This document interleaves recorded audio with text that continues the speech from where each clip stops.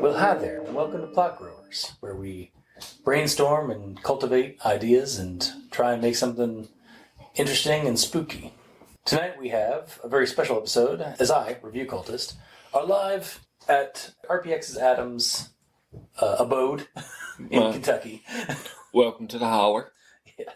And we are sipping a Malort cocktail called the Elder Things. And I do want to kind of preface this, internet people. Malort's a horrible drink. It's blasphemy. Review Cultist Agree to disagree. Review Cultist has a sense of self-loathing. It makes him drink this stuff. But when we mix it with the elderflower, is that what it's called? Or elderflower, yeah. Elderflower, Malort, and tonic water and some lime juice. I'm also put a little generic Sprite in mine. It turned out tolerable. So it's not a bad drink. So we're sitting in Kentucky drinking a horrible, questionable concoction, and we're getting ready to make up a horrible, questionable concoction, aren't we, in Plot Growers? Indeed we are. A little earlier we started talking about something, about some ideas for a recording, and we decided to stop talking about it and actually wait till we got the recorder going. So we could actually get this down and give this a little special episode for our Al Dente Rigor Mortis listeners. And, I mean, Review Cultist is in Appalachia right now. He's in Kentucky visiting with me. We're getting ready to go to Gen Con, have a great time. And honestly, when we were kickstarting, as long as we were kicking this idea around, it was really wanting to do something kind of local of some sort. I mean, we've been to Point Pleasant, West Virginia yesterday, saw the Mothman Prophecy. Well, the Mothman. We saw the Mothman car show. Mothman car. Yeah, there was an impromptu car show. We ate at a place called Hillbilly Hot Dog, which was on the side of the street on the way to Point Pleasant from Huntington, West Virginia. And we ate in a dilapidated school bus deep fried hot dogs, which was quite nice. So you would think that something like this was something that we would talk about. But instead it was us driving by a pile of kudzu on the side of the road. And seeing like how the trees and even some of the stumps and stuff of trees kind of look like fingers, like kind of poking through the kudzu. And so we had the opening kind of inspirational idea was, what if kudzu, but zombies or a necromancer of some kind. That was kind of the seed idea initially. And then we started kind of brainstorming, like, well, we could tie in the Gardenelle, which is an Appalachian folk monster. If you don't know what a Gardenelle is, it's basically sort of like a Venus human trap. It lives it's in the woods, and it mimics a cabin that's overgrown and stuff, and people go seek shelter in it, and then oops, it's actually a mouth and you get eaten. Mm-hmm. So we were thinking of the idea of what if a kudzu thing, it was shaped like a Gardenelle, but instead of eating people, it actually sends them into another reality, like a green space, like some kind of very verdant other world. And so that got us kind of thinking about that, and we were thinking let's do some kind of, let's make another town. Let's make another strange town with some spooky stuff in it. And the idea of Persephone's Spring came to mind. Or Persephone Springs is what came to mind. Because first off, Ichor Falls is in the area, or is supposedly in the area of West Virginia and Kentucky here. And on my drive down through Ohio and then into West Virginia, there's a lot of Greek names. So that's kind of what I wanted. That was the stepping stone for this town needs to be named after something Greek. So Persephone being the I think a goddess of growth and of springtime, and the fact that she is also Hades' wife, sort of ranged wife, in a way. For half the year. Yeah, for half the year down in the underworld.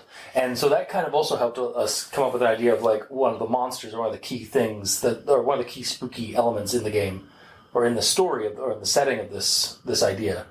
That being, what if like there was a girl or like some kind of a daughter like figure that had plant-like abilities or like the plant powers kind of focused around.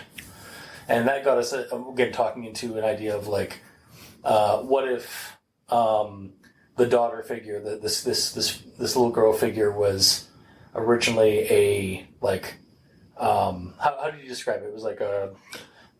It was like a pregnancy that wasn't was unexpected, or like it was kind of like, oh no, like I've had this kid, and my husband's gonna be pissed because it wasn't with him. Yeah. Well, so. I'm going to back up. Back up a bit, yeah. Let me back up just a tad bit. So, we kind of discussed this through the lens of the Renegade Games Kids on Blocks RPG. And it has like a really great kind of town creation as you go to setting things up.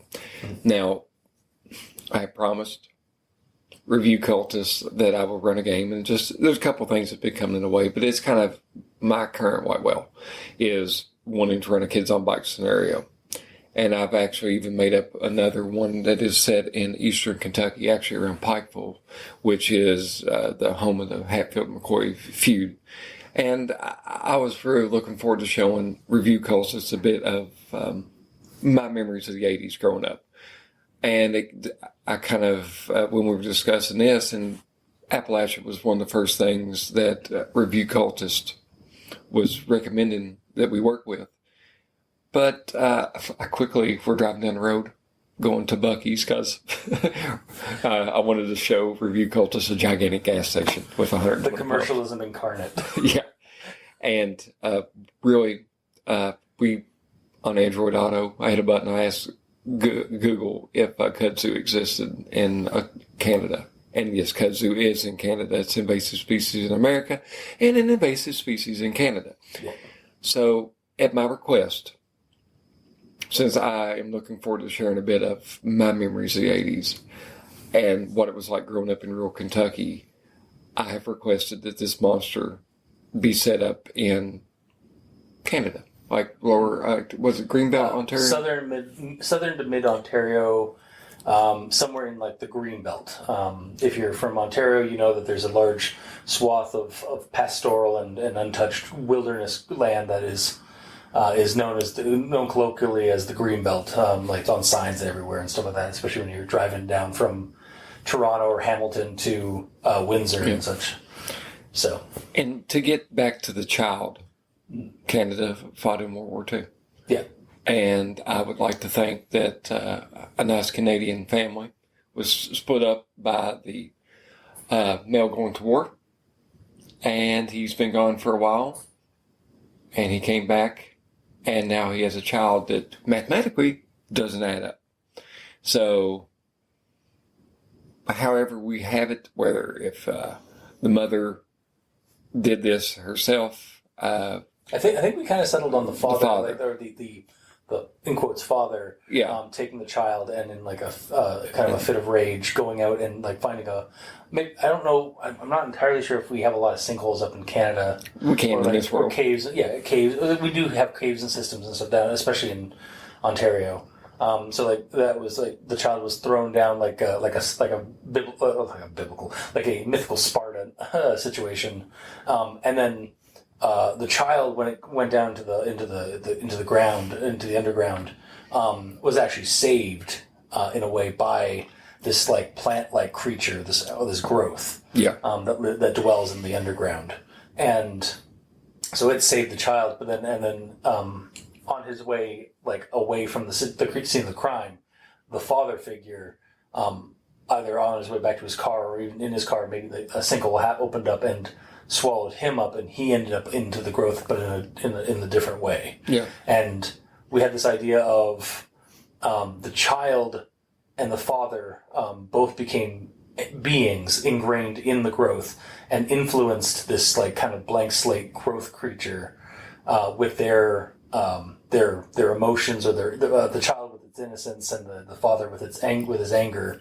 And so like we have these two clashing factors now in this supernatural growth that's under the earth. And don't let the mathematics of age and all that. I would like to imagine this child's about 9, so maybe when maybe when we came back from war, your marriage is gone. Kind of deal like that, and then acts of desperation. Like, we're not worried so much about it, but we're wanting to make like a dual nature monster relationship kind of deal between like a yin and a yang kind of deal like that. And I want to say it in Canada. I want you've shared with me. Have it in Canada. Yeah. You've shared with me many times over the years, like videos that like commercials and crazy stuff like that from the Canadian Broadcast Corporation kind of deal. And I want to see your childhood memories. Yeah. I want him to run this game one day, but I will run it. I will also hopefully one day I will write some stories in Persephone Springs. Honestly, the even Persephone Springs as a name works kind of in terms of Ontario stuff, because hell, we got a proton junction somewhere up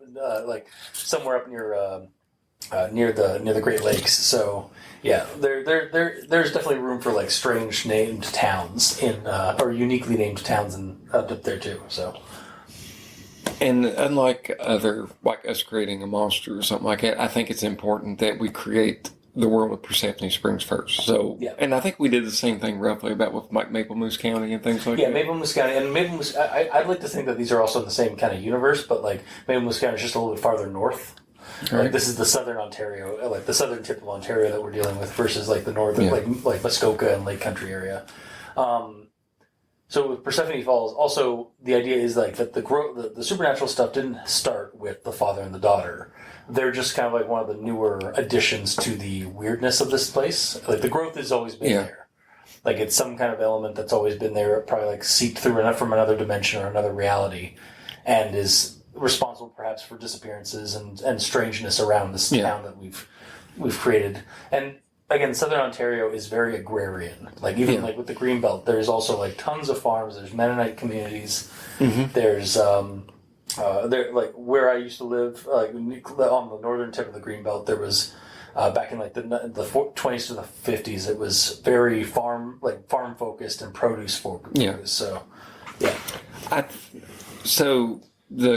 honestly, the town itself and its inhabitants are also a character. I think that I'd be remiss if I didn't explain to you all, and just in case you're unfamiliar. So Kids on Bikes is a game, Renegade Studio. I'm using the first edition book. I have the second ed. Trust me, about the same on a lot of things here. We're going to go through the character creation of it, or the town creation. Yeah. Kids on Bikes is something that emulates shows that you figure up like Goonies and Stranger Things and whatnot. I was about to say, did you see Stranger Things? That's basically Kids on Bikes. Like it's that genre. Like it stemmed from like the 80s thing of like the Monster Squad, the Goonies, E.T., the Extraterrestrial. You're welcome, Adam. Thank you. I insist on that. Those kind of movies of like kids like getting on their bikes and solving a mystery in their town. It's definitely before pre-information age of like the internet and whatnot, and kind of going with this nostalgia. So I think the thing that I want us to ask first here, and I'm using the original book and I'm on page 5. What would you be comfortable depicting? Can you do you want to do 80s, 60s, 70s, 80s, 90s, early 90s? Probably early 90s, because like that's where I grew up. Like that was when I was old enough to like know. The like experience like biking to school and playing with friends in like the local neighborhood and such. We can do I think it's good. It's we can be ambiguous, and it doesn't have to be the true 90s. It would be our 90s. Also, there's nothing saying we can't like convert the setting to different timelines. Much like in Niagara Falls, which you may have heard us do like 2 years ago, cover some stuff about. Like Icar Falls had like it was set in the 1800s, like when the coal mine and stuff. It dealt with like a 1960s 1920s to 1960s eras, and then into the 80s. So like there could be different like timeline. Like, we could do like different systems. With the setting. Can we make some concessions here real quick? Sure. I'll give one. You give one. Okay. I was born in 1980. I remember the 90s a little bit clearer than you did. Yeah. But, I mean, like I'm flexing, I'm 7 years older than you. But I would like to make this, that the technology level we're dealing with, there are computers, but the internet is really not a thing. And if there is internet, it's really dial-up BBS systems. I don't even know if you're familiar with that. A little bit, because my dad did have like a lot of like Yeah. old computer stuff. I mean, that's why I was thinking like early 90s, not like late 80s, early 90s. So like it's sort of because like nothing like it doesn't go like immediately switch like 1990. All right, we are now like Yeah. 90s style like aesthetic. It's like there was a meshing. Like it didn't happen overnight. Like the switch to like the 80s aesthetic to the 90s aesthetic. If you're researching, you're not AltaVista, SGs, or any of those early web browsers, you're pretty much using Encyclopedia Britannica that your family has in the home, or you're going to the library. So that's my concession for like this. Not concession. This is what I want as a concession here. Yeah. So what do you think offhand? Would you like to see, and if as a GM or as a player of this game? For like in the in the setting and such. Yeah, in our world. I'd like to see. So I'm a big fan of like we've talked about this before. Like I love Monster and Other Childish Things. Mm-hmm. Kind of like that the things that invokes. So like buddy horror. That's brought up a couple of times in our I don't know Dante Rick and Mortis buddy horror like. Where a monster or like the horror is from like the monster kind of becoming friends or becoming an ally or like affiliation with a person and trying their best to like relate to that person, but they're monstrous, so it's kind of hard. Yeah. I like that idea. I like the idea of that. Do we want to add like a humanizing element to the strange? Yeah, like horror wholesomeness or like wholesome horror is the idea. So that comes to mind. I can dig that, man. That's totally perfect. Like it comes from like E.T. because like E.T.'s an alien, like and like he was definitely like parasitically like as we mentioned on our special episode of E.T. the extraterrestrial. E.T. was definitely like parasitically like siphoning like the life force of Elliot during that movie. Yeah, he was definitely using some Sith powers. To bond with Elliot, and like I like that idea of like again monsters like they love their kid, they love their friend, like they love this person, they just don't know how to be human about it. Like it's like my favorite thing about like some takes on the Lovecraft mythos stuff is like the Migo. They're horrifying because they don't get us. Like. What do you like? We're taking you across like the stars to like travel like to like distant planets. Why are you screaming? All civilization, like our civilization is done fine by having our brains put into canisters and sent to space. Like, well, you don't need your eyes or your nerves endings. No, I can totally get that. Yeah. Now, the fear, the horror is like, isn't that they're malicious? It's that they're incompetent or just don't understand what they're doing. I want to see some. I don't want any of my games to be a misery simulator, and it doesn't seem like it's going to be. We're grinding this through. We're trying to recreate that childhood innocence and wonders of like the Goonies. Yeah, like I've also had this conversation before with like Little Fears because like which is another system that deals with like childhood fear and horror genre, and you had some hesitations when I first brought it up way back when we were doing the Ectozoic Park games, which are on One Less Die and RPX if you were curious to listen. Plug.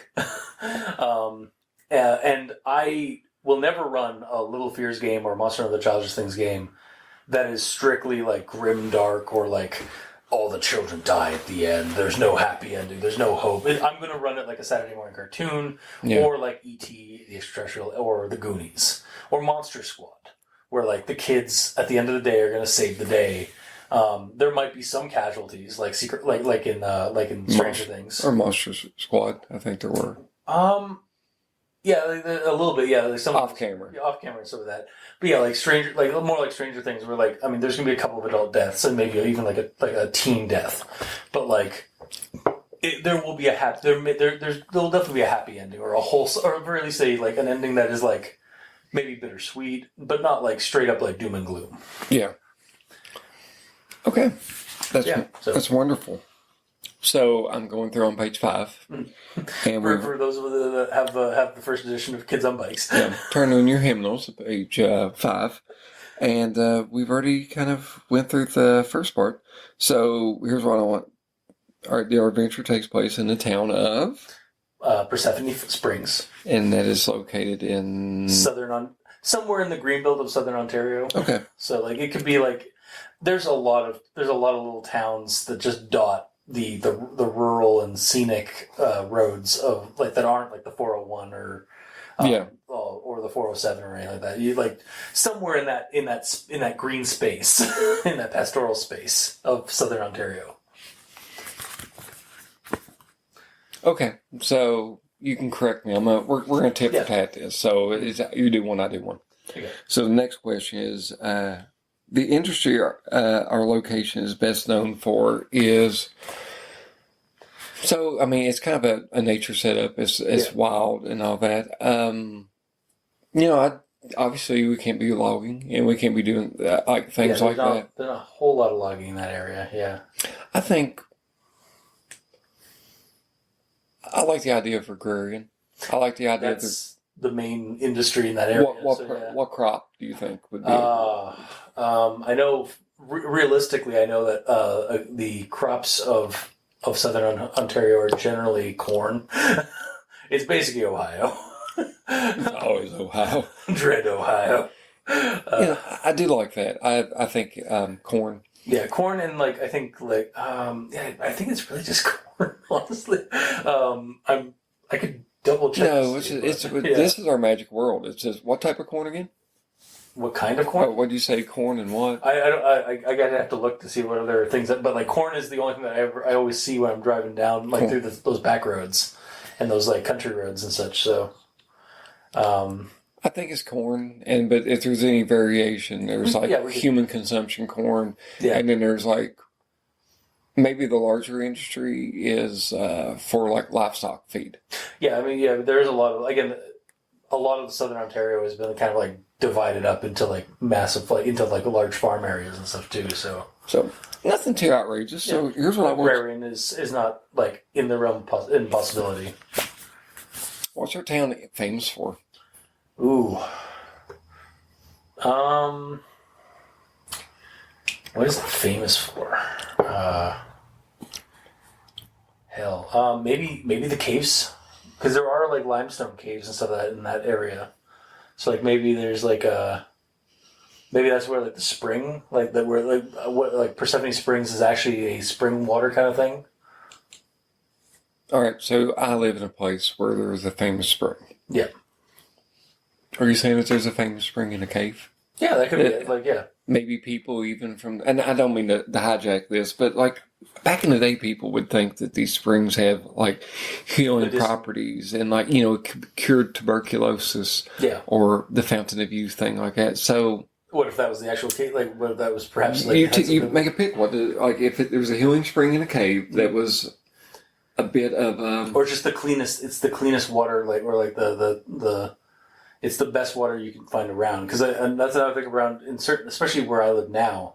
Up until a decade ago, we were where I live now we had the best spring water anywhere. Didn't even need to filter it or like put any chemicals in it. And then a decade or so ago, they went and kind of muddied that by adding things to it to make it cleaner, and it ruined it. Absolutely, it's clean in sterilized water, but it's like it was clean before, and then but unfortunately because a bunch of industrial stuff happened around they had to start filtering. The water table got kind of and that could go and play into with the spring water being having almost like a rejuvenative ability maybe. Actually rejuvenative ability. Perhaps there is an old folks retirement home that's like where it kind of like pull a cocoon. I almost mentioned that when we were talking about it earlier. Cocoon that's from the 80s, right? It's 80s, like mid 80s. I also actually have a soft spot for it because it was one of the first sci-fi films I ever watched as a kid. But where it's it has maybe there's a retirement home nearby that has that's been using the water for therapeutic things. And if we're going with the growth is underneath the town in these cave systems, perhaps like some of its pollen or even some of its sap has kind of leaked into the water table. We can leave that up to, of course, as a GM. Yeah. You get to decide what's true and what's not on these types of things. I think that there's a lot of ranging opinions. We can leave it kind of vague. Yeah. Really clean water, fountain of youth, cure-all kind of thing like that. So I also feel I'd be remiss to say, like, in terms of the industry and also like what it's known for, maple syrup sugar shacking. Okay. Like, it's a staple in mid Ontario, like, especially nowadays. But like, there are maple syrup festivals all around Ontario for a reason. And those trees are growing near that water table. Exactly. And we were talking earlier, like when we were doing our talk earlier, we were talking. You had brought up the mycelia kind of network, and like that's a thing that like it's kind of been popping up more and more in like scientific things. Is that like trees in a forest are actually all connected via a mycelia network. Yeah. So perhaps that again, the growth is like kind of got its tendrils and roots in all the local flora. So just to be clear, the mycelia, if I said that correctly, it's pretty much just what we're learning that all of our trees and are connected by a network of sorts. Yeah. Now, I'm going to have to pick something infamous. Mm-hmm. Something bad. A stain, maybe, or something odd that mars it. So we have a miraculous, like a nice thing, and then we need like maybe an like something kind of urban legend or some kind of like maybe a tragedy that happened in the town that the forest has become known for.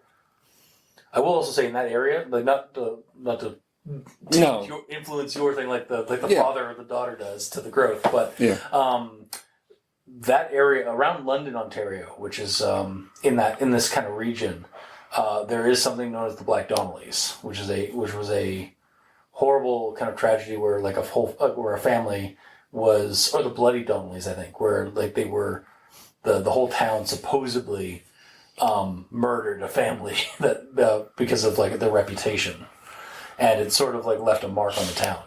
Okay. Well, I think I'm a lead towards supernatural. Now you can do with this as a GM what you want.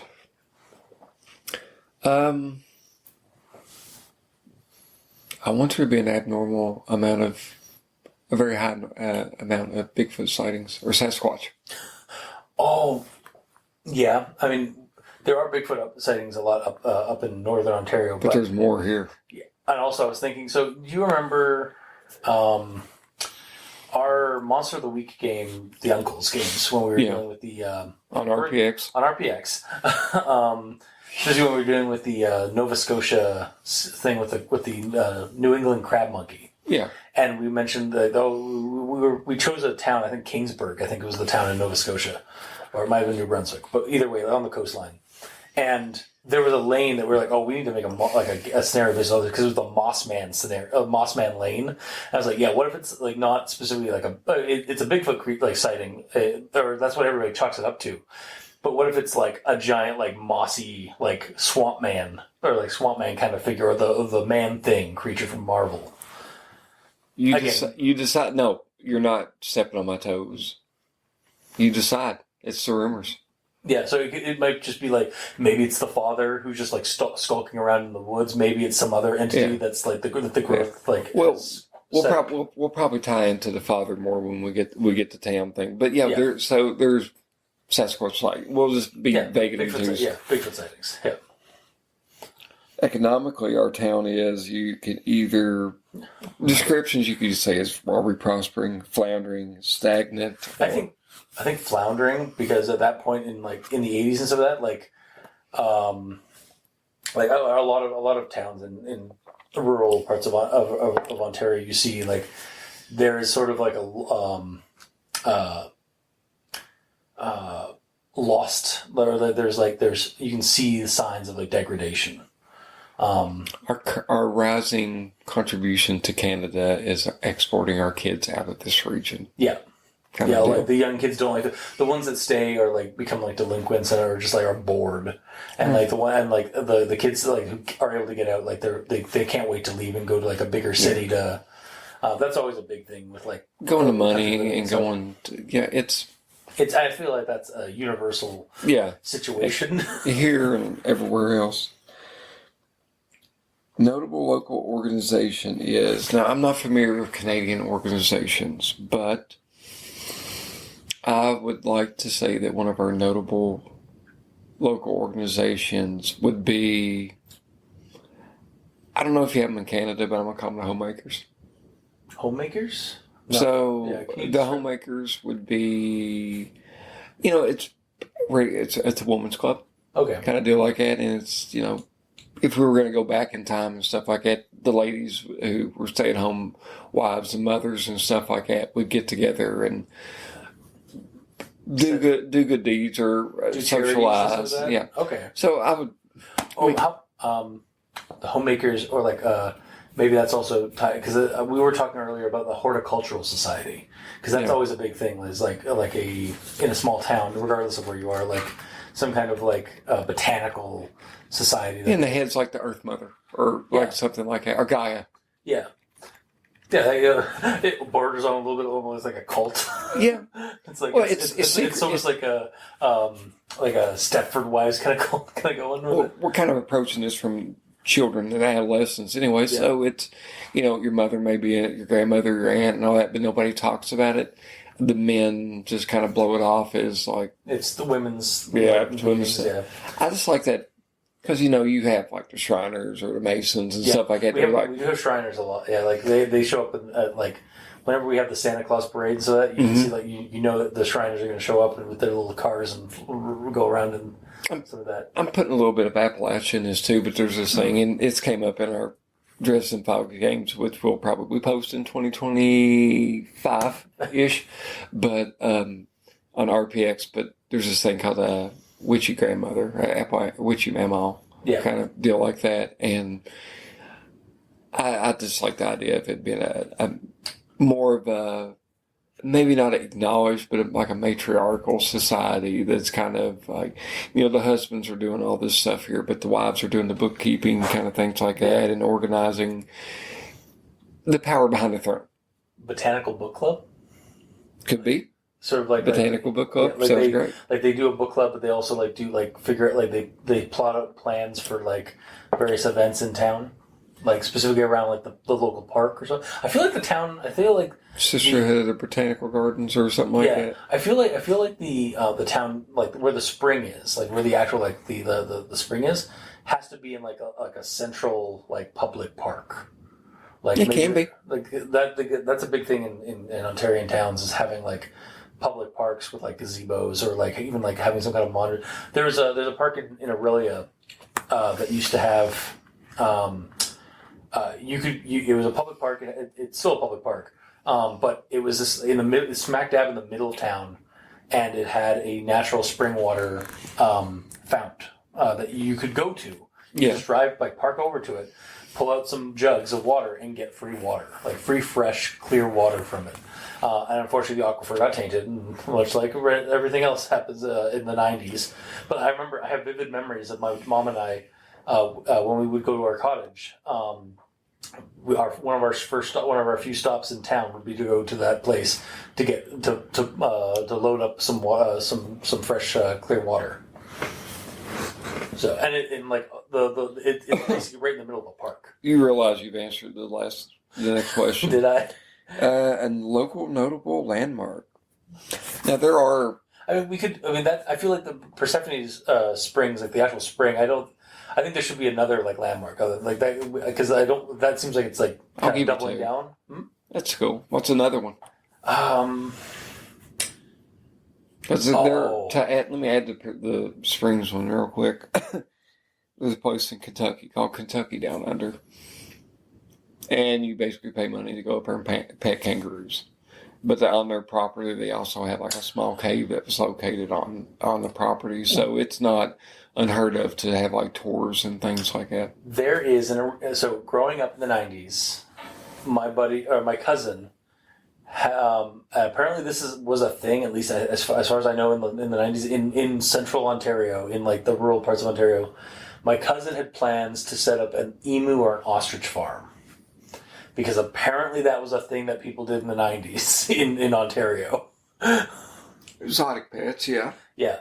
And there's nowadays there's been a couple of like exotic pets like kangaroos that have been and that have been like they've had to like the OPP has had to like chase down off a road because it broke out of its exotic like pen or like some local zoo, like small zoo. Like there's we have the major zoo, which is the Metro Toronto Zoo in Toronto, but then there's just like these smattering of like little zoos, like the Elmvale Zoo, that they have exotic animals. They have rhinos, they have tigers and stuff like that. Sad camels. No, they don't have camels, but yeah, similar kind of thing. Yeah, and they're cared for, and it's like it's in the middle of nowhere, or it's in the middle of like this like of like between like between Toronto and Wasaga Beach, which is like Georgian Bay. Why is there this zoo there with these kind of animals? And they've got like buffalo and giraffes and everything like that. And they're taken care for and so that. But it's just so odd that it's in the middle of the rural part of Ontario. Do we have a zoo? I think we might have to have a zoo now at this point. That does sound pretty cool. I dig that. The Persephone. I wish there was like a Greek equivalent to Noah. Or it didn't even have to be Noah. It could just be Noah's Zoo, yeah. I like that. It's just being Frank's Zoo. No, yeah, just like Frank's Zoo. Yeah. I think it. Let's table that, and here's what I want to kind of mention too. The last question: what's the local mascot? I feel like it's got to be something plant-based, or maybe it is even like the snapdragons. Oh yeah. That could give you leeway for like there are actually these like weird creatures that are snapdragons. Yeah. These like flower-based dragon creatures. The Persephone Springs snapdragons. Could even have the Snapdragon Zoo or whatever. I mean, we can come up with the name of the zoo. So we've got our town. Yeah. And at this point in time, you're kind of talking about kids and all that, and we're not going to that point. Yeah. How do you want to begin 37 minutes into this, or 40 minutes? How do you want to begin introducing our monsters? So we have mentioned beforehand that it was not a father, but an ex-husband that was through things that I don't want to get into because there's trauma and war and things like that, but somebody who made a very drastic decision to get back at their wife or their ex-wife or to get her back or whatnot just has got rid of this child and then inadvertently gotten rid of themselves as well. Yeah. So let's talk about Persephone. Yeah. The Persephone of, the Persephone in quotes of Persephone Springs, because that's basically what the daughter. I like the idea of them just being known as the daughter and the father. They've lost their names, perhaps, or maybe that's part of the mystery. Maybe that's a mystery that the kids in a story could find is like find out what the identity of, because that's a thing in Vossen, another RPG that we all love here, and people should know that by now on El Dente Rigor Mortis. Since we had the year of the Vossen, a year or two ago, where there's milings, like the idea of milings, which are children that were died at birth, but they were never given a name, and they're the spirits of those unborn or those stillborn. And so it could be like that kind of thing, whereas like the child did have a name, the father figure did have a name, but they have lost that name because of like the circumstances of their death or the circumstances of their conversion to these entities.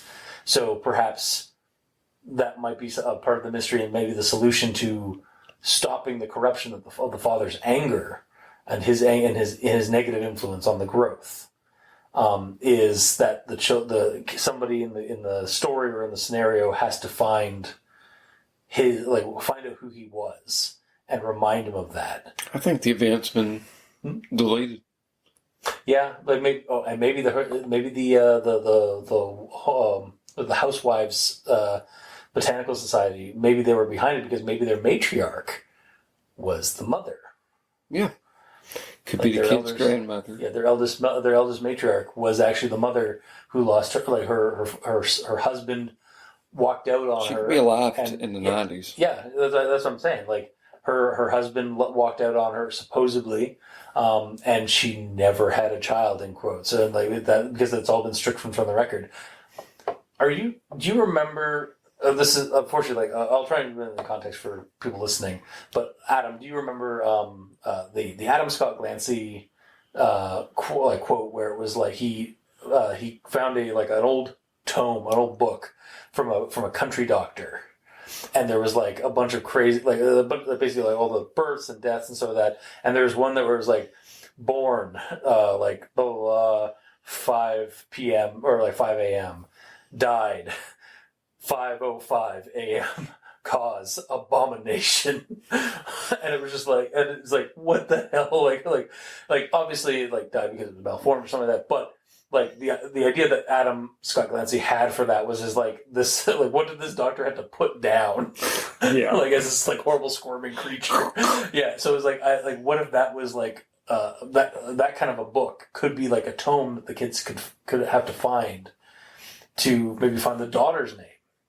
Yeah. To try and like maybe that's the one bit of evidence that's left or that's been recovered. Okay. And it's maybe in like maybe one of the kids or their grandfather or their great grandfather was that doctor. So it's like in somebody's attic or like maybe like something like that along those lines. Microfiche kind of recordings that are been removed from the library but are still in the library, kind of thing like that.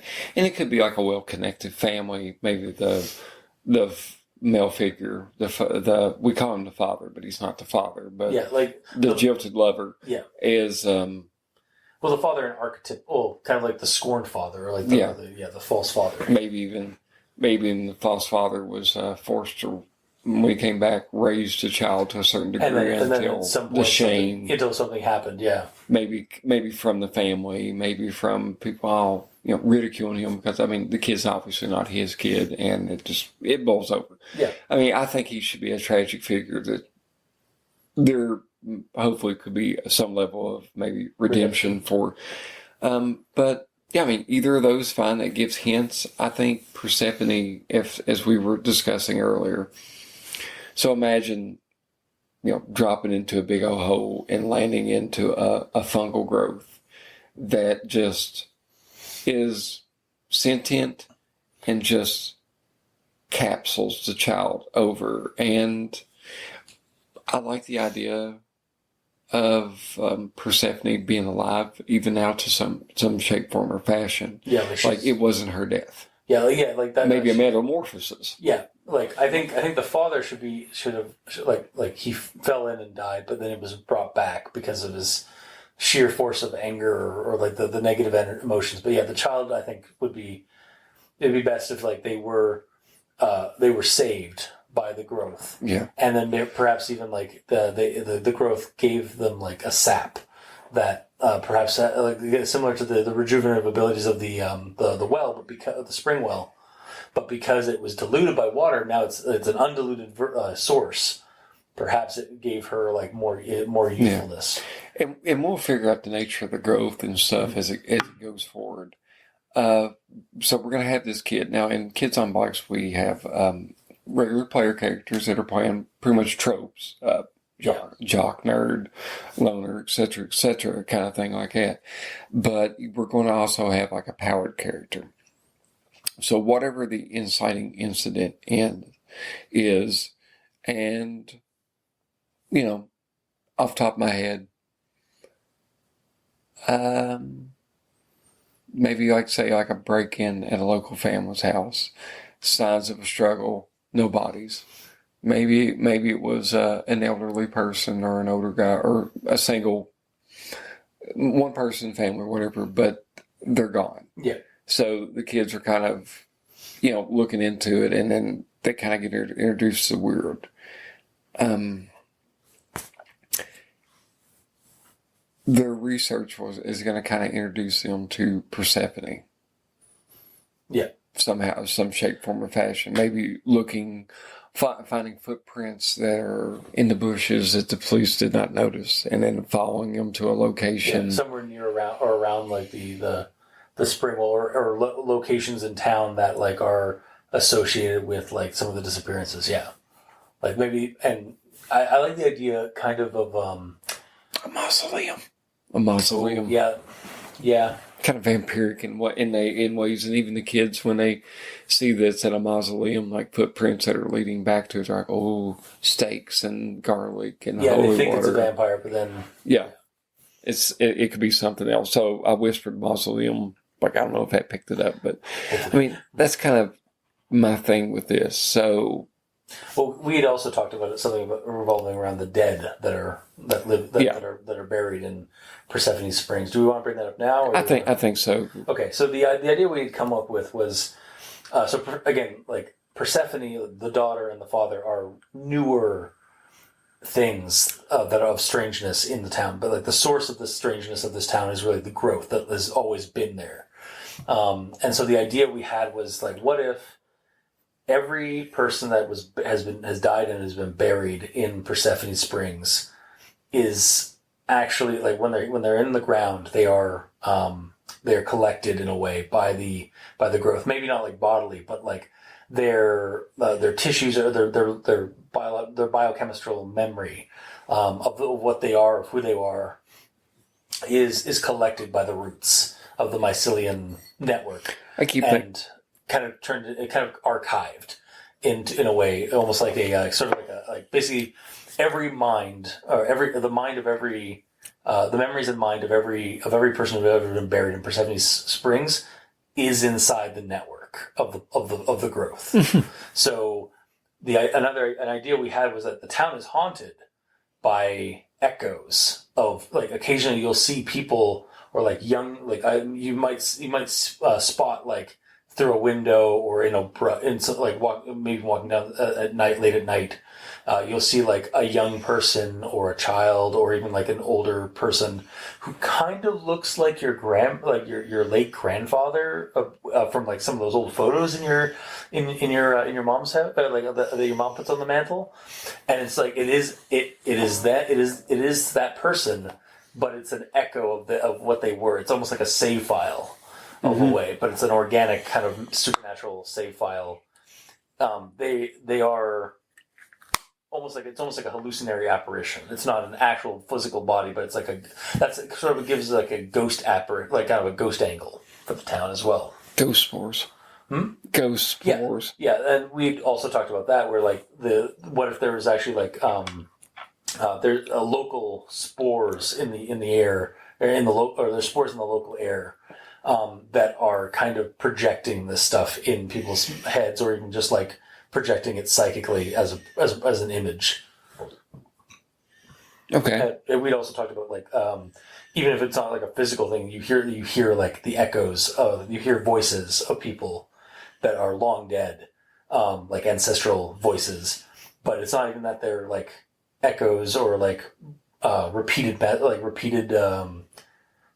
messages or voices. It's them still alive in the network, basically, in the growth mycelium network. So it's like they can still like converse with the living in a way, which opened up an idea for like fortune teller who's like again kind of going maybe stop me if I'm going too far ahead on things. No, you're fine. This gave us an idea for a character or a person that's in the town who was like. Before he moved to this town, he was like he or she was a con artist, like one of those people who was like, yes, I'll read your palm, or I'll like does your code readings. I'm getting an H. Is it Henry or Harry? Yeah, like I'm seeing them in the like that. It was like that kind of person that they moved to this town, and then they started kind of something happened, and they were able to tap into those kind of archived echo memories of echo consciousnesses, and so they're kind of actually doing what they were conning originally, and maybe they're not even aware. They don't fully understand what they're doing. They think they're actually talking. It's actually happening for real now, but it's actually they're tapping into this network of like ancestral archives. Mm-hmm. So really the monster in a way that we're talking about it here is just memories that are, for all intents and purposes, I think it's like you are the sum of your experiences in real life, and you are like whatever's left of you in this, it's a sum of it there. And we have, and this is just something that kind of occurred to me, but if we're kind of using this negative figure and this positive figure, Persephone and stuff like that, I think that within this growth, and this is something we were talking about with like yin and yang, maybe there's just been this division that has been philosophically developing in this consciousness. Yeah. This collective consciousness and stuff like that. And there's almost like a divide in the consensus. Mm-hmm. Sort of like the Geth from Mass Effect, where like there's the ones that want to side with the Reapers, and there's ones that are against the Reapers.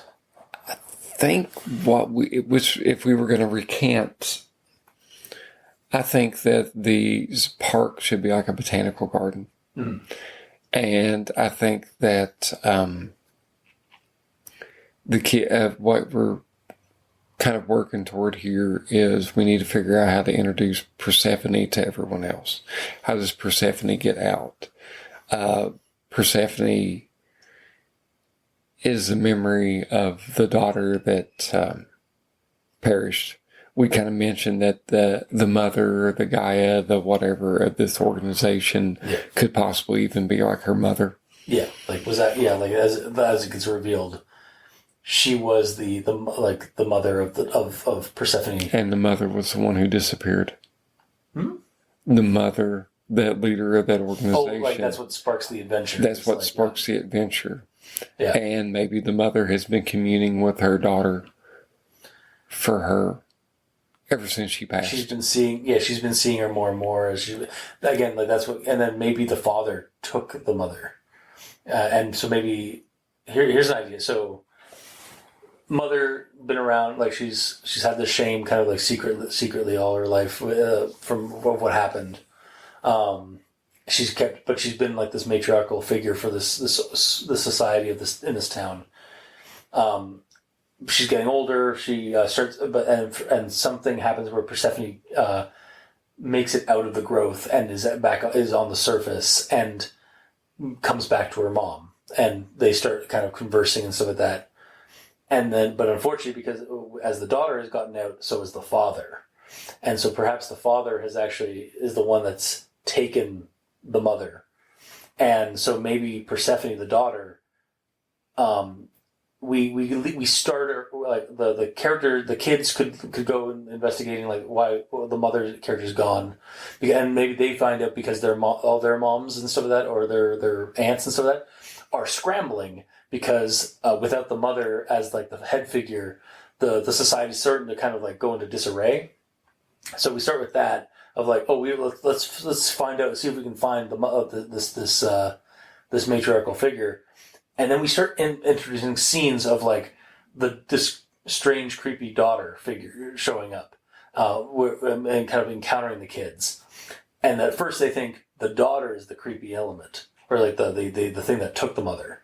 But then as they come to realize she's actually trying to get the kids like help to stop the father. Does that make sense? Or am I onto something? Or am I? I think you're onto something, but. And then, again, this is just my suggestion. The mother's dead. Mm-hmm. And what if it was the fact that her death brought to Persephone similar DNA? Yeah. Like, the mother's dead, and from her commune with her spore ghost daughter. Kind of stuff like that. That's what's brought the physical version out? Yeah, that maybe that's why there's not a body. Yeah, the kid came of that, and we could do the reverse of that to a degree, of maybe the brother of the father when he was buried, yeah, like empty casket. Nobody knows what happened to it. We could have the actual father running around because these spores are coming up from the ground. Yeah. Family plot. Kind of deal like that. Is that? Yeah, I like that. No, I like that. Yeah, like it kind of pulls away from what we were talking about earlier with like that the daughter survived. The thing has been kind of become an eternal character or an eternal entity.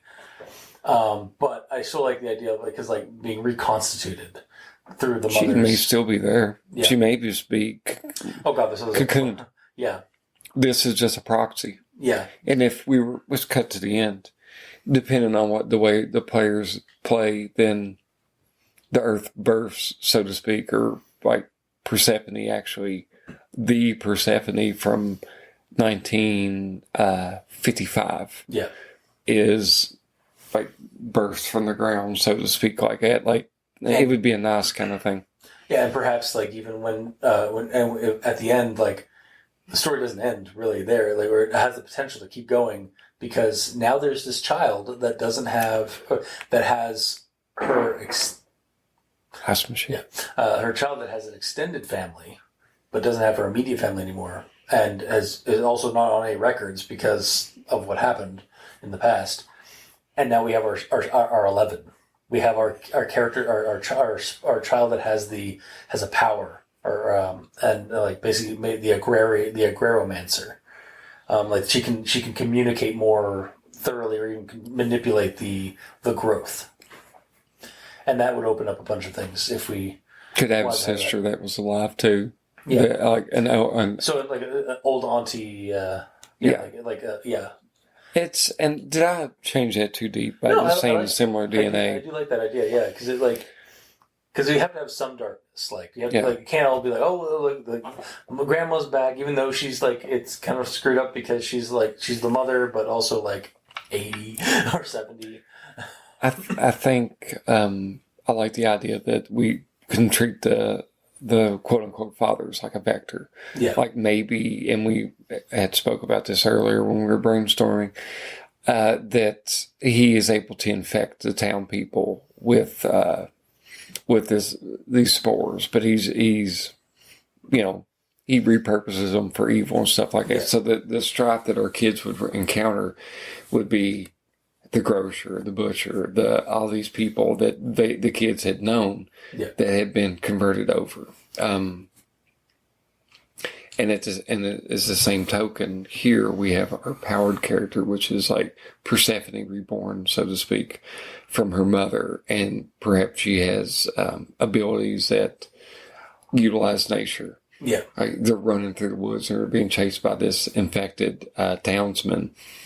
And Persephone is able to use the ivy, or poison ivy, or vines, or something or even do you have wild grapefruit vines that grow in the woods up in Canada? We got vines and stuff. I don't know if we have grapefruit vines. They can lash out and wrap around the people and stuff that. We have empiric vines, which are they're vines that go up the trees and then constrict them to basically until they die. Yeah. So yeah, we can have our monster girl Persephone can do things like that. Yeah. And I mean, she's just kind of coming, and perhaps she's just coming into her own because she was sort of unconscious for most of it. Yeah, she was in a hibernative state.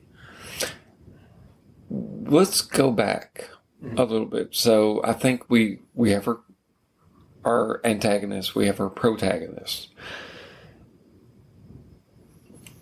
I like the idea, and the reason I mentioned Bigfoot is I would like to think that this thing has been around time since Neanderthals. Oh, okay. So, I mean, there's the ghosts and there's the things that can leave. Yeah. Why can't it be why can't almost everybody who's been buried in a cemetery be part of this collective? And it's almost like a society of the dead that live below the society of the alive. Okay, so are they actual phantom, like a phantom civilization, or is it they're they're almost like Swamp Thing, where their bodies have been kind of augmented by the growth? I don't think I think that if they materialize, it was like spores.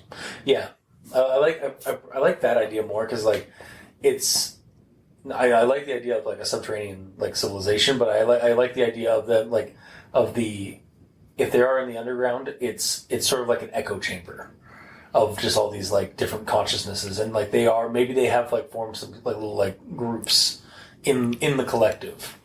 And if you have a family here, and if we were playing with like the DNA, similar DNA and stuff like that, the ones that are able to come back are the ones that have like genetic traces that are still flourishing or around. Yeah. So I kind of like the idea that like a big reveal that you have is that there's several prominent members of the town that have came back, that have actually not only like did they start out as like spores and all that, but they've materialized like Persephone and the father figure, and you find they're caretakers. Yeah, I do like that too. It's like sort of like, especially like that's like after the events of the father and the daughter confrontation thing, or like that situation. Yeah, what if we suddenly start getting like a few more start showing up because they'd be able to coalesce a lot. They see what happened with the father and the daughter, and now they realize like, well, we can come back, and we can like insert ourselves in the town.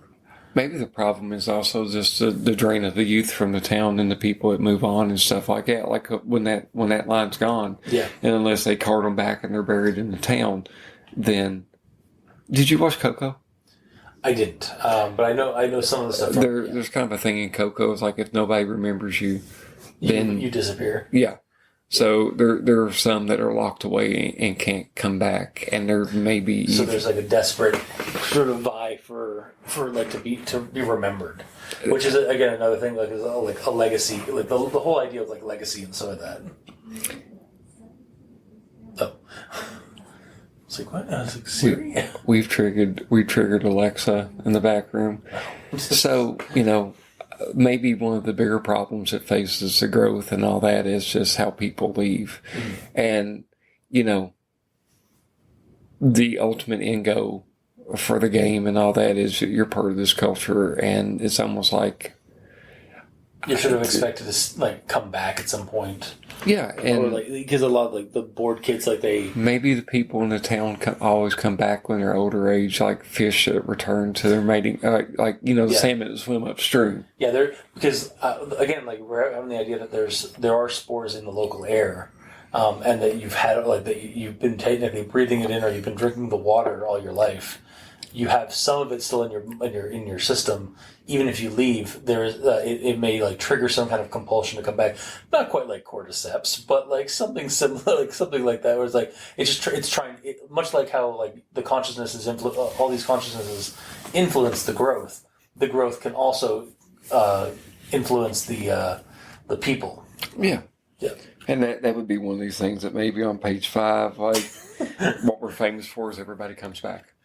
Yeah, one of those things, and that's why there's the retirement home. Like it's like that retirement home is actually pretty prosperous because there is sort of a strange, an odd influx or like a cycle of influx of older of adults that come back to the town who grew up here and eventually got left, but then they eventually come back, and so they have to be taken care of. And the brother of the man who got rid of Persephone came back.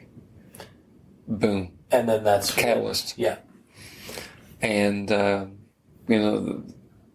just like the idea that it's kind of like if you had like Invasion of the Body Snatchers where things are kind of going in and stuff like that. Like there are wardens, there are caretakers, there are gardeners. Yeah, I think the gardeners is like they have to be something akin to that. So we've kind of bounced around quite a bit with our idea as we're quite literally spitballing stuff here. What do you kind of think of off the top of your head that what we've missed? So just to recap, we got the town. Yeah. We got Persephone. And are you comfortable with just kind of pinning, like, do you like the idea that it's like everybody comes back or a lot of people can come back if they can? I like that idea. It was like, because it's like it's almost like and they always attribute it to just being like a sort of like kind of connected nostalgia. Yeah, like for when they were younger. But the deep ones that actually find themselves pulled back to the sea, kind of thing, Yeah. like that. Yeah, it's almost like an agrarian version of the Deep Ones. Yeah, I like that a lot, actually. So we have that. We have the father and daughter kind of dynamic, and like that kind of like mystery that has to be resolved. We did bring up when we were talking about this earlier. We did bring up I brought up an idea of a character I wanted to see in this setting that was a little bit more wholesome horror. In that, so he's we were driving by like some junkyard or some like scrap metal places around here, and I had this idea. It's like, why don't we have a person who is a like scrapper? He sells and buys like used and scrapped cars for the metal and some of that. And what if he has like befriended part of the like some aspect of the growth, like a Gardenelle style thing, or like a giant like just basically a giant amalgam of vines that has kind of overtaken his scrapyard. And so like he's like, oh yeah, I can get you that part. I'm pretty sure I got one of them in the back. Let me just go check. Let me go check my things. And he goes in the back and like away from the customers, and then he just like whistles and like a vine like comes over and he's just like, hey, can you get that thing? And like the vine goes back into the brush into the scrapyard and finds items for him and some of that. So we're kind of picking out scenes that we want to see too that kind of lead with that. Because I feel like it is kind of like we are building the thing with a mystery, but it's also kind of a sandbox, like a little bit of so it's something that like the players could actually explore the town. I think it's fun that you mentioned the word sandbox. Have you ever seen the movie The Sandbox? Had James Earl Jones. Sandbox or Sandlot? Sandlot. Yes, it was one of my favorite kids growing up movies. The man in the junkyard. Yeah, with the monster. Yeah, with the monster dog. Yeah. Maybe the man in the junkyard is kind of one of the gardeners, late stage. Yeah. Like, I mean, they age just like everybody else when they come back. But one of the kids of our player characters, that's going to be his grandfather. Or it would be genetically like in the family line, like a great-grandfather or great-great-grandfather. Somebody that, the man would have taken an interest in doing. What if that particular family, at some point down the line, like in the past, one of them met or like encountered the creature or encountered this aspect of the growth, became friends with it, or like as ally, like kind of like again became like sort of formed a bond with it, and it's sort of one of those things. Well, it's like, well, I'm my monster's keeper, like through the generations. Like you sort of like at some point in your life, like you take up the mantle of keeping, of caring and like there's some kind of symbiotic relationship between the humans and that family line and this ever existing like vine creature. Scrapyard's next to the family cemetery. Yeah, it's the cemetery. It's the collective Johnsons. Yeah. Maybe, and stuff like that. I don't know. I like both of them. I kind of just like the idea that there's this little kid that is befriended by somebody who is like genetically like their family, and then they learn about the monster, and maybe they're the ones that take over. So we were talking about the Sandlot, and I like the idea. I've always had. I've recently seen this idea and almost had my heart crushed by it. That of dogs like being man's best friend, and like your dog is only with you for like a limited amount of time, but for it, you are its entire life. What if the consciousness in that plant growth isn't people? What if it is somebody's like your ancestors' like faithful hound that was put in the cemetery? And its consciousness ended up in the growth, and has formed this creature, this kind of vine Gardenelle hound, this vine hound. And it is, because it's in the growth, it's everlasting, but it wants to stay with its master, and so it sees the entire family, every generation. It finds it bonds with one of the current generation, and that's where like so it's like sort of a reverse like dog like human sort of situation. I think it's beautiful. Yeah. I think that's the best thing I've heard come out of your mouth in a decade. No, I have no idea a decade. Wow. But it pulls my heart. Yeah, because I've also heard it's like dog a relationship between a dog and a person and a human is sort of like the bond that an elf in fantasy and a human could have, because like it's like you are like the elf, like if let's say like an elf and a human couple, like human only has a few decades, elf's gonna live for centuries, so it's like that kind of like how like having an immortal. Effectively, we are the elves to dogs. It's a pet cemetery. Yeah, we could go. Yeah, we were discussing an idea of. What if they all just come back, like every one of that lineage too, like the people, like the dog that had sowed its wild oats and whatnot, just to kind of use a human term and stuff like that. And on top of doing the scrapyard, you're the dog catcher, or you're the whatever, and then you have that growth, and then one of the pups, quote unquote, I'm using that. You know how animals sometimes just wander away and disappear? Yeah. They just show up there. Yeah. And he lovingly and maybe he is actually a human, the man himself, but he's like that's his. Like perhaps. He's cataract eyes. He's almost blind. He can get around with memory and with the help of the hounds and all that. They even move stuff out of the way. Like if there's a wrench or a rake that was in the yard, they pick it up and move it out of the way. Yeah. But they all just keep coming back, and it's maybe one of the kids' grandfathers. Yeah, maybe. I really do like the idea of like this sort of like vine beast. Oh, it'll appear like that. The first, at first, again, it might appear like the beast from Sandlot. It appears threatening, but then it's sort of like, you ever see Monster House? Yeah. Where like so again, spoilers for Monster House if you haven't seen it. The haunted house, the giant monster house, is actually controlled by possessed by the spirit of the old man that lives in its like dead wife. Who was, I think there was some issues and stuff with her, but like basically like their love, like she was kind of a violent, like she had some violent tendencies in life, and that's kind of what she appears scary as a monster house, except when it comes to him. So it can almost be like, not quite like that same level, but like that kind of idea of like this plant monster, like giant, like kind of Audrey-esque, like vine monster, has the mind of the dog, but it just keeps bonding with a generationally with a person that takes up the mantle of owning the scrapyard next to the cemetery. In Kids on Bikes, the powered character is controlled by all the players. The game master would be the one who is making decisions and stuff like that. I don't see why the monster itself is the growth, and not just Persephone, and not just a divine monster.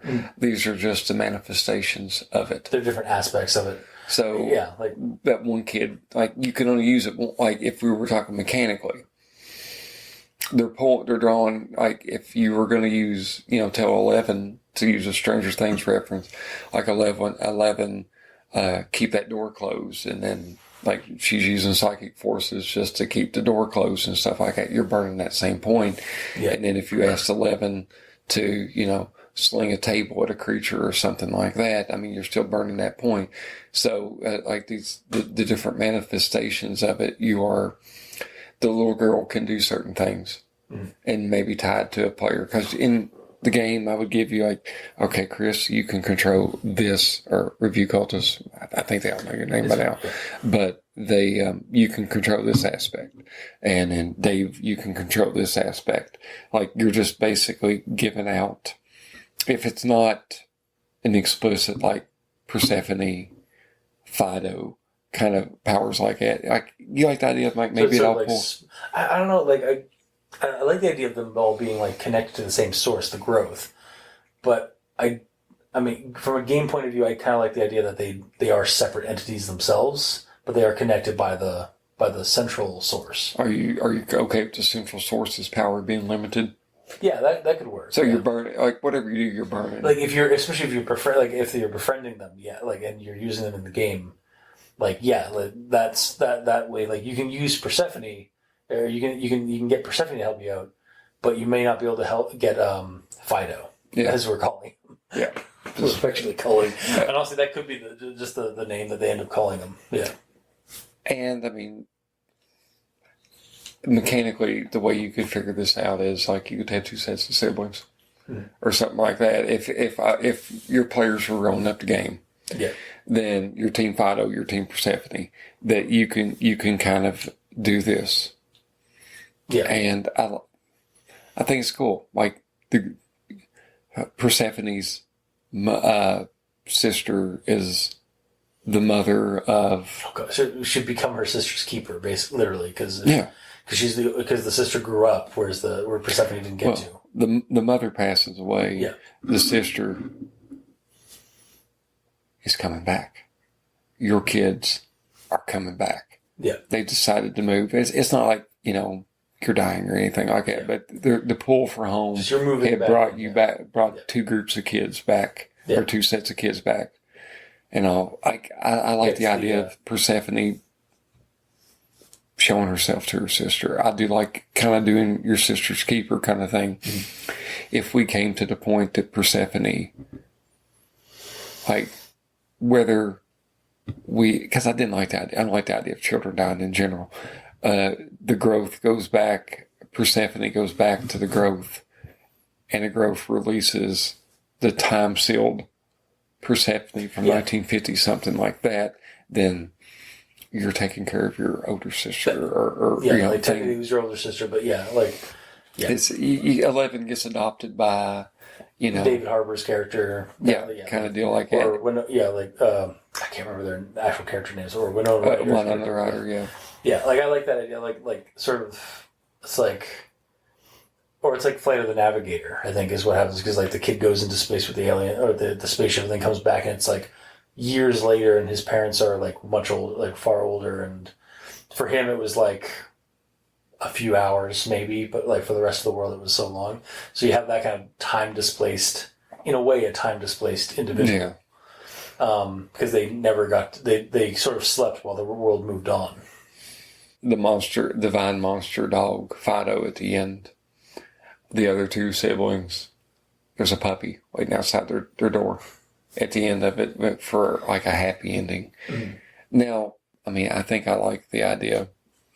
Everything we kind of come up with, I do apologize if I just couldn't see if there was a monstrous character without two monstrous characters and if whatnot, if we were wanting to utilize Fido.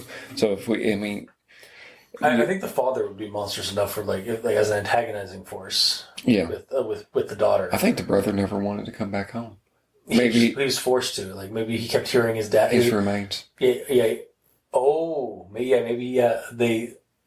Yeah, that could be it.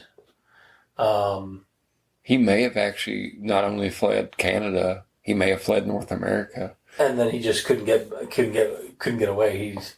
They shipped his body back. You never want to face.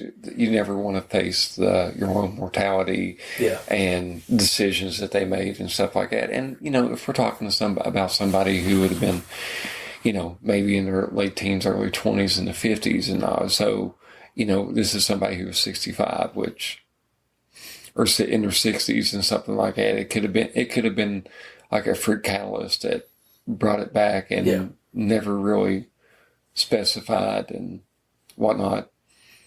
Maybe it's sort of a thing where the families, even if you die outside of the town, somewhere else, the family, the extended family will have your body brought back to the family plots, to the family cemetery. Yeah, you already have a plot. Yeah, it's just something that's always been done, maybe it's maybe not even written specifically, but it's something that's. It's just the family does, any family in the town does, because the influence of the growth, and the whole the growth seems to have this archiving element of it's we need these people back because they have some of the spores in them, and we need to back up their memories. Maybe they bury them deeper. Maybe they're buried deeper than 6 feet. Yeah, and then you just kind of stack them like cordwood. Oh God. There's a lot of little oddities and stuff like that. That could have been the the infamous kind of thing like that. Okay. Yeah, I think we got a fair amount though so far. Like we definitely have the bones for a scenario, for like both a setting and a scenario here. Yeah. Kind of, it almost feels like kind of a hybrid Kids on Bikes things to a degree. Like I said, like the powered kid is actually the growth, but there's the how that is inflicted. Okay, now I see what you mean. Like it's like the growth, the growth itself, like underneath the town, like the source of all the weirdness is basically the powered kid, but the powered kid has there's different aspects. They're avatars. Yeah. There's multiples like that exist at the same time. Because like again, like there's Fido, there's Persephone, there could be something else like the Moss Man. Mm-hmm. And then there's maybe even the Snapdragons so at some point come into play. And we just have this viral fungal spore kind of thing. And here's something that actually I just thought of. What if it starts affecting, like you can actually tap into the mycelia when you're alive through dreams. It's the internet. It's the internet before the internet, yeah. Because you guys, like everybody in town has the network. It has been influenced by the network because of like either the spores in their that they breathe in or that they've ingested in some capacity. So it's in your body. Yeah. When you live here, when you live in this town long enough, it's in your body. So you basically have like we could have whole adventures, or whole like parts of a mystery where it's actually like it's sort of a shared dream sequence, or shared dreamlands kind of thing, like in Lovecraft's mythos with the dreamlands. Is like a collective unconscious reality. They're having a sleepover scene. They're having a sleepover at one of the kids' house. And, kind of thinking back to like those Bloody Mary, or Littlefinger, stiff as a board kind of like things that you've seen, like people could lift them up with 2 fingers and whatnot, somebody off the ground. I like the idea of walking out to the garden. Persephone walks out to the garden. There's a sunflower seed there. She pulls the flower, the bulb, the head, the seed and all that, and brings it in, and they're all sitting at a table, and then the spores kind of come up from the sunflower, and they all have like a spirit journey, kind of like and you could do something like that. I was even going like a little more like, again, because it's a little bit more subtle. Again, we do a scene. There's a scene where it's like they're all having a sleepover party, kind of sleepover thing. It opens up. It starts off with like just like fun and games and stuff like that, and then when everybody goes to sleep, they're all dropped into the same dream. Yeah. And that's when there's like, because like maybe that's what, like another aspect of the growth, or like maybe an ancestral, like an old relative is like from that is in the network, asks for help. I think you're in a network all the time. You're just never activated. It's very actually no. Think about it, it's very AWA and Avatar. Like it's like AWA from Avatar and like the Pandora stuff.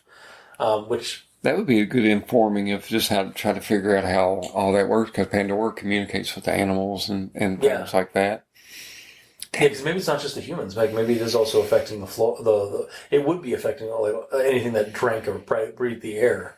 They drank the water, breathed the air, so it would be the fauna as well. So there's no roadkill on the road. We take a moose gets hit by a car or whatnot, and I mean the sanitation department or whatnot. Like everything goes back to the earth. So Ontario has, I don't know if it's the same up here, but like Ontario has a habit of like having very strange mottos for towns that you see on the way in. Like there's a town called Oshawa on the far end of Toronto. It's like, welcome to Oshawa. Prepare to be amazed. And it's the stupidest thing, because it's just like, what? Like it's. I have nothing against Oshawa, but it's not that. Our states have mottos over there in the state, but like towns all have like London, Ontario is the welcome to the forests, the forest city, because it's a city surrounded by all the like forests and stuff like that in the Greenbelt. So we have that. It's like welcome to Persephone Springs, the cleanest town in Ontario. It's like the cleanest roads in Ontario, like because there's no they specifically are no roadkill because they've been like programmed or influenced to just avoid the roads. Possibly. I like the idea of carrying, because I think of scenes in games that I want to see. I'm thinking that carrion birds can be tapped into by the negative force, where at one point in time the kids are fighting like swarms of buzzards that are swooping down at them because the negative aspect of the growth has just hacked into, because they feed upon animals that have died on the road. And what if Persephone Springs, one of the oddities is there's not a lot of birds. Birds avoid it. Could be. Because they know that they pick up on the air currents, and the air there's something in the air that they don't like, so they kind of like they don't there's really not a whole lot of, but actually that wouldn't make any sense because I think birds do need to be around for like ecological reasons. Yeah. Oh, do they? Because I think it's actually insects that need to be around. For insects, yeah. So there's tons of insects. But they don't, like, it's very, like, the town has an eeriness because it's like there's lots of bugs and stuff like that. Like you always see like bumblebees and stuff like that, but there's never they never actually go after you. What if the negative aspect could swarms of mosquitoes? Oh God, wouldn't that be a nightmare? Yeah, I mean, like we've got you could go with this kind of thing, not to cement it or anything. We could go either way, and I like. I'm not telling you to run this game for me or anything in the short. I will run the game at some point. No, but what I like being able to throw a bunch of stuff out at you, and then if this ever does materialize, which I'm not guilting you into, let this be the record. I'm not guilting him into this, but I like the idea that I'm throwing so much stuff at you, and we're throwing so much stuff around here that I have no idea what to expect until I see it in a game. Like, motherfucker, you did this to me, or I did this to me, and kind of things like that. So yeah, you could have no birds, or you could have things that actually, like mosquitoes or things that feast upon the flesh of things like that, are brought into the system as well. Oh, or birds that just don't migrate. Yeah. They stick around. They just stay in the area because they've been contaminated. Contaminated in a way. If you've got a dog catcher and if you've got the garden people, you could have the ones that actually care for the avian. There's like an apiary, I think. Or is that? Yeah. No, apiary is a bee thing. There's like an aviary kind of thing. There's a bird sanctuary. Yeah, that's a big thing. Like there's a lot of marshes and wetlands that are also like bird sanctuary stuff. So yeah. It could be a cave. It could be greenhouses. It could be other things. Like nobody talks about the dog park kind of. Nightvale. You could have, like, wouldn't it be kind of creepy as kids if you're learning about your town and you walk in there and there's all these summer birds that are perched on gigantic hen house kind of, or greenhouse. It's like a hen house that's climate controlled and things like that. Yeah. Maybe a lot of the corn that they're growing is being used, like it's a big thing and we export it. We don't export all of it because we're feeding the birds. And there's a lot of little quirky things that one could tie in with this that, I think we could sit here for an hour and spitball certain things, but was kind of, if you don't mind me taking the bull by the horns, let's just go back. Yeah. So as we went through this process, we came up with the town of Persephone Springs, and we have several different oddities and things like that are going on, the things that we mentioned in the beginning and the things that have organically changed. Because as a game master in Kids on Bikes, your players are going to throw a bunch of shit at you, and then you're going to either, there is really a Bigfoot problem kind of thing like that, or it's just a rumor. So you, as a game master, you get to pick and choose. So as somebody listening to this, you can pick and choose all these things. We've cemented that there's Persephone and her quote-unquote father, whishe is actually not her biological father. He raised her to a certain point, and then he didn't initially pay too much attention to the math until a little bit later, and then he felt betrayed and got angry, and that's maybe it's pretty cool. Maybe his deployment wasn't he was in Europe for 6 years and the kid came back. Yeah, maybe letters were found or things like that from the mother. And then and whoever she was fooling around with. Yeah. Which is the man who's in the junkyard. Oh, yeah. Possibly. To tie in some things, yeah. Because, I mean, honestly, I think the kid, whoever's related to the kid, or, I mean, that we're kind of having the passing of the mantle and the torches of, like, people who are going to be, like, the mother, the head gardener mother figure, or the person who's in charge of the pet cemetery and, like, has a junkyard and things like that. I mean, it could be... Yeah, the town, like, the growth beneath tries to, like, maintain a cycle of, like, death and rebirth and growth, like, much like the cycles of nature. Yeah, I do like that element of it, like that aspect of it. So, and it's one of these things that with the town, as the fungal form grows underground, and I mean, maybe the town as it grows too and stuff like that, there's new blood that are brought into it, and like it's just eventually it's going to be this. Maybe this is a nightmare kind of image to you, but the growth spreads. Like, so expanding beyond Persephone Springs into like neighboring communities and such. And I think that initially when we had these ideas and I was kicking it around, I'm not looking for a spiritual answer of what happens to us after we die. But I was thinking about, from somebody who just recently, my aunt recently passed away and things like that. I like the idea of that religion offers that I can see ex-loved one again in the other world. And I kind of like this idea, and I know I've said this kind of a similar phrase to you, I like this idea of like a heaven on earth. Like whether there's a soul, whether there's a spirit, whether there's things like that, the things that make up a human being are the sum of their memories and their experiences, and those things are compartmentalized and live on in this growth. Yeah. And personally, for me, I find that kind of a comforting thing, and I'm hoping that once this issue with this negative aspect, which may be like some kind of psychological thing that as an American I'm going through with the tribalism in American politics and things that I definitely do not want to get into on this recording. But I would like to see like a reunification of things. So whatever our end result is, whether there is redemption for this man in a fit of anger or whatnot, and it could have been maybe something not as premeditative as irrational decision that made the thing happen to Persephone in the beginning. So it doesn't need to be he went out to murder her. Yeah. Or stuff like that. It could be I was supposed to pick her up from school.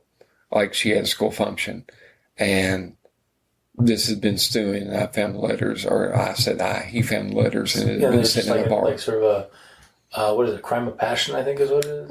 It's like, or drunk driving or something like that. Or just poor judgment. Yeah. I like the idea that there is a love there that it gets reconciled. Yeah.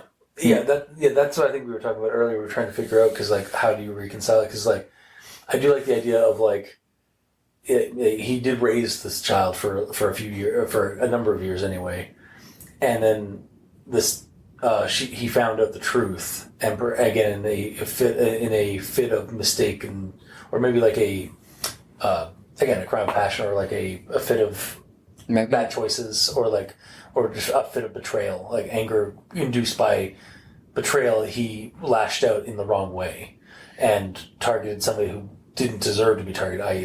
the daughter, not like, the wife or something like that. And so again, like, I like the idea, like the daughter was much like how the daughter, like when she fell into when she went into the pit, she was preserved in that instant.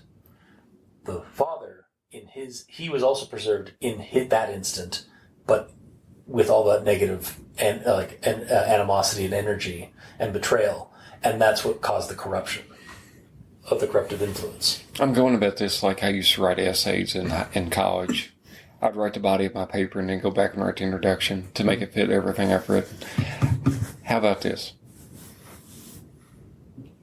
maybe under influence, maybe it's an automobile accident. They've wrecked into a pond. Or a bog. Or a bog. Which and filters they're into still in the bog or the barn. Or not barn, but the bog or whatever, the pond or anything like that. The car was never found. Missing. They're both gone. They're both kind of encapsulated in this, the growth. Yeah. The moss. The moss man is the maybe the father. moss man's the father and Persephone's still in the car. Yeah. And he was able to get out.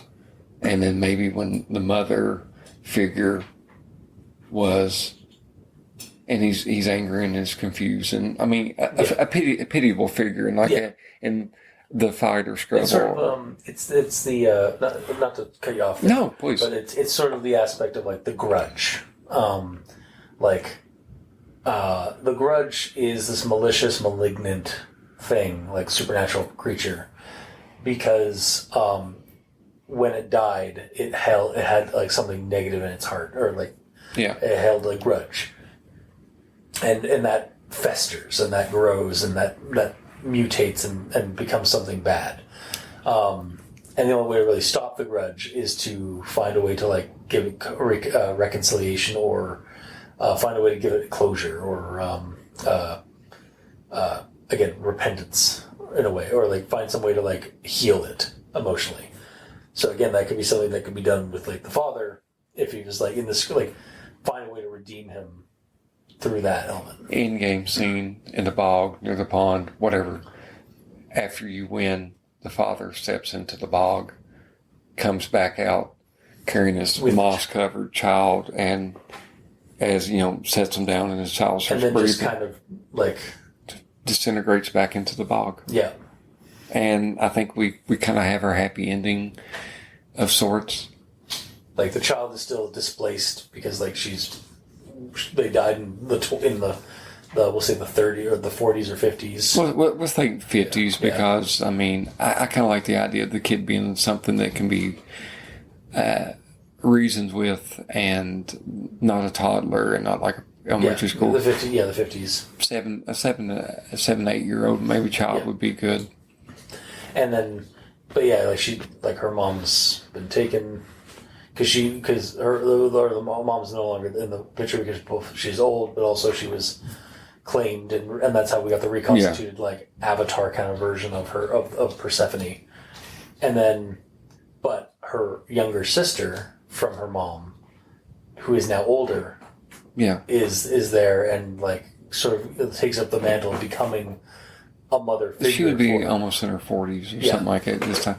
The mother figure may have maybe the things that happened to the mother were also in a way sacrificial, self-inflicted, or whatnot. Or I mean, it could have been running away, or you could make the catalyst be the father that was chasing her, or whatnot, and maybe it was a car wreck, or like we can go back and change what brings the kids into it. Yeah.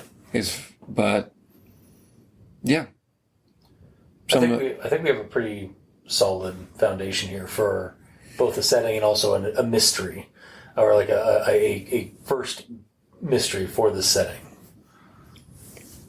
Fast forward to scene of the harvest of the corn and some kind of festival goes on, and you have a Star Wars scene of like the ghosts of Anakin and Yoda. And he's just the father. Yeah, and they're all just kind of like, they're all bobbing for apples. Yeah. Oh God, a real creepy thing. Like creepy and also kind of wholesome. Again, this is where like I get my wholesome horror angle, because it's sort of like it could be taken either way. Harvest festival, and just beyond the cornfield, like stalks of corn, the hundreds of townsfolk apparitions or shades in the distance, or like off on a hill, just looking down at the town, and looking at the town's like festivities and stuff like that, like kind of watching over the town or casting a shadow over the town, depending on how you look at it. And they're in various states of dress. Yeah, like from time periods. Yeah. Yeah. You've got French fur trappers. That didn't get killed by the predator, but yeah. this is. Yeah, I think we've got again, like I said, we have a pretty solid like foundation for both a setting, a sandbox setting, and also like a first big adventure, like mystery. If we wanted to like take this into a role playing thing with like Kids on Bikes or Boston, heck, Little Fears, Monster of the Childish Things, a little bit downplayed. I'd even say like we could even do this in Cthulhu with and just make the growth like something, some aspect of Shub-Niggurath. Yeah. If you want to go that angle, or like make this more original, yeah, like just go with like Kids on Bikes and such, or Tales from the Loop even has a similar kind of kids in the 80s or 90s vibe. And again, this is setting wise. This is I could definitely see some like stories coming out of like being based in this setting of Persephone or Persephone's Springs. Yeah. So. That's pretty cool, man. I like what we've come up with, and I mean, for those of you listening at home, we were spitballing this while driving back from Buc-ee's. Yeah, from like an hour and a half drive from to a gas station. Just look at a bunch of to the mother of all gas stations. I mean, we kind of went. This is different than what we had discussed earlier in the car. In the beginning, I like the idea of that the growth was influencing people to be very ecologically sane and practice protect the environment kind of thing like that. And while that's a cool idea, and I think it's like would happen with the Gardener Society and things like that, I also like the idea that there's this more humanistic aspect of it that is going on, and it's not necessarily self-serving. Yeah, it's like the plant trying to protect itself. Yeah, or maybe that's where it started out that way at some point, and then again, as it much like it was influencing us, we've influenced it because it's sort of it's not just a one-way road; it's a two-way road. I don't have figs; I have family. Oh God! You know how figs are created, right? Yeah. The wasps are all part of the ecosystem. Exactly. Yeah, we're just the wasps. Oh my God, that's frightening if you think about it. Yeah, I think that'll do it for this. This was a fun little like just kind of exercise of like brainstorming and face to face as opposed to through Discord. Yeah, rather than like being like 700, 800 miles away, and like through cyberspace, we're in person. Yeah, shooting the shit and talking about and brainstorming ideas for creepypasta-esque settings and game scenario stuff. So, so that's it for this week's episode. If you like what you heard, leave us a comment in the comment section below, where this gets posted. I'm on Twitter at ReviewCultist. Adam, where can people find you? Okay, the Role Playing Exchange, which is a podcast I'm a part of, kind of head honcho, big cheese, whatever of it. I'm the guy who pays the bills with the money from our Patreon. But you can find me at roleplayingexchange.com. We have a Twitter page. We're at RP Exchange, and we're also on Blue Sky at RP Exchange. And we're pretty much basically we do 2 actual play podcasts a month, and we're currently running a monthly show called RPX Roll Up, where we sit down and roll up a character in a new system. I kind of like to think of it as a session 0. It never happened. This past month, we recently did a roll up for Everyday Heroes, which is a D20 kind of RPG. And yeah, if you are interested in actual plays or learning about new systems that you're perhaps interested in playing, then please come over and check us out. And man, thank you so much for not only coming down, not only making me drink 1 shot of Malort and 1 shot of gin with other stuff. Yeah, the elder thing. But I've had a great time, and thank you so much. No, this has been fun. You can also find me on Blue Sky at Review Cultist as well. If you'd like to send us emails, you can go to aldenterigamortis@gmail.com. That's ALDENTERIGAMORTIS@gmail.com. Where you can also leave us suggestions for other creepypastas, SCPs, spooky things, or ideas for a Plot Growers episode. You creep it, we'll peep it. And you can also check us out on Patreon if you want to support us. We have $2 and $5 tiers. with special episodes and early access and all that kind of jazz. Thank you to our patrons who are helping support the show. You are literally keeping the lights on with your funds, and we deeply appreciate that. And to anybody listening to this, thank you immensely for sticking with us for the last hour and a half, more than an hour and a half, as we drink some cocktails and brainstorm a creepy setting for stories and scenarios in the future. Until next time, I have been your host, Review Cultist. And I've been RPX Adam. And this has been Al Dente Rigor Mortis presents Plot Growers, the blooming of Persephone's springs. Sleep well. Y'all take care.